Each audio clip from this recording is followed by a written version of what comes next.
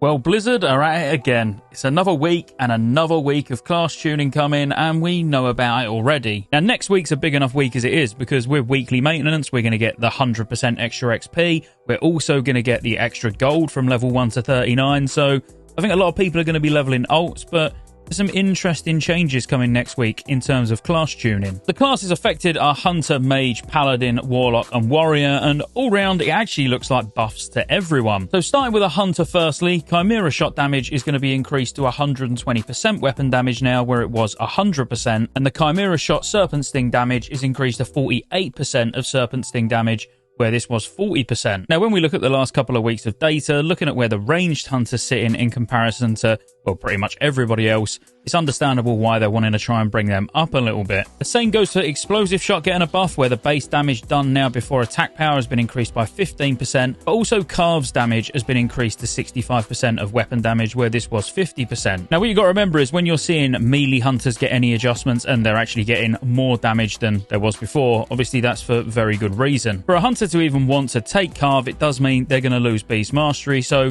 trying to actually make this ability a little bit more worthwhile to use obviously makes sense. And as I say, the reason it makes sense to kind of see melee getting a little bit of love in terms of hunters is because of the 30% damage they lost with Raptor Strike by using two of the same weapons last reset. So when we actually look at Warcraft logs and the statistics, this will likely look a little bit different in another week or two. Anytime I see Mage on here, you will know I play a Mage main, so I see Mage and start panicking, but actually, again, it's buffs all around. So Frostfire Bolt has had its damage increased by 50%, and its increased damage from bonus spell damage is increased by 16%. So this is now identical to the value for Fireball, and exactly the same thing has happened to Spell Frostbolt as well. Apart from it's only had its bonus spell damage increased by 14%, making this identical to Frostbolt. The reason this is really good is because it now actually opens up more specs for PvE. You might look at that and think, well, that don't sound like a lot, but actually one of the first resets I tried as Deep Frost using Frostfire Bolt, because then you can benefit from Fingers of Frost, the extra crit chance from Shatter, using obviously Fingers of Frost, and then Brain Freeze for instant Frostfire bolts as well.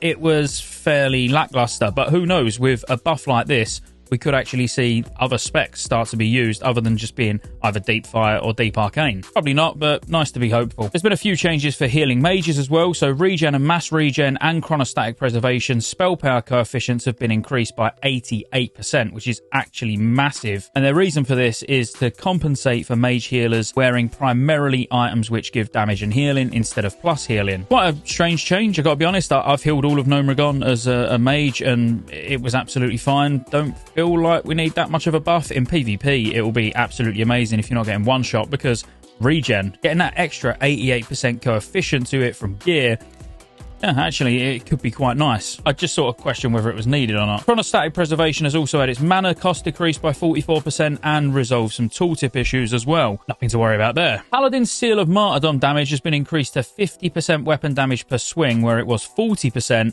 and Seal of Martyrdom Judgment has been increased to 85% weapon damage, where this was 70%. Also, Seal of Martyrdom Seal and Judgment effects now benefit from talents and effects that modify Seal of Righteousness, particularly improved Seal of Righteousness. So what you need to get there is the fact that Seal of Martyrdom is going to be doing 10% extra damage per swing. The Judgment effect is also going to do more damage, but you're also going to be able to get another 15% extra damage just from the talents in Holy. Now again, I don't like keep looking at Warcraft logs, but you can kind of see why this is a change, with DPS Paladins being very low down, surprisingly. Although, quite honestly, I feel like they're quite beast-like in PvP, so I don't know what this is really going to do for them in PvP, other than make them stronger. But overall, again, it's a nice buff. It's nice to be actually looking at some like class changes and tuning, where it's not just nerf, nerf, nerf, nerf, nerf. Everyone's getting buffed, even the Hunter, which is really strange. Next up, we've got Warlock, where Grimoire of Synergy now increases damage done by the Warlock and their pet by 25% when it was active, and this was 5%. And just in case you're not aware, Grimoire of Synergy is actually one of the belt runes, so your choices are between Shadow and Flame, Invocation, and Grimoire of Synergy. So, I mean, that's got a massive buff. And then finally, Warrior. Warrior's Devastate damage has been increased to 150% of weapon DPS, where it was 100% before being increased by the number of Sunder armor stacks. Probably not quite what Warriors were wanting to see, as in, I see a lot of Warriors complaining in comments about you know, not getting buffed. Everyone else is getting buffed and they're not. Although I see Warriors doing some pretty crazy numbers now. They're actually starting to get some gear, which we all know was going to be the case. Bit of a slow starter, but they're really starting to creep up now, which the proof is in the pudding. Just looking at Warcraft logs again, they're gradually making their way up and up and up, and it wouldn't surprise me if in the next couple of weeks they're first or second. It really wouldn't surprise me. So maybe not quite the buff you was looking for, but if you're a prot warrior, I'm sure you'll be pretty happy with that. But they're all the changes so far that are coming next week. If we get any additional ones, obviously